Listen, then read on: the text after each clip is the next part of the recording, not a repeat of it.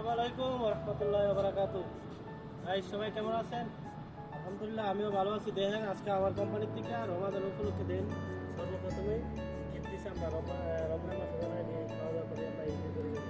দেখি কি দিছে আমরা দেখাই। ফার্স্টে একটা অরেঞ্জের ডিব্বা দিছে মাশাআল্লাহ মাশাআল্লাহ। আরেকটা এটা কি কেক মনে হয় ওই তারিখা দেখেন এটা আমরা কোম্পানির নামও সাথে আছে। দুই এই দেখেন একটা দিছে কেক মনে হয় ক্রিম। তিন এই আরেকটা।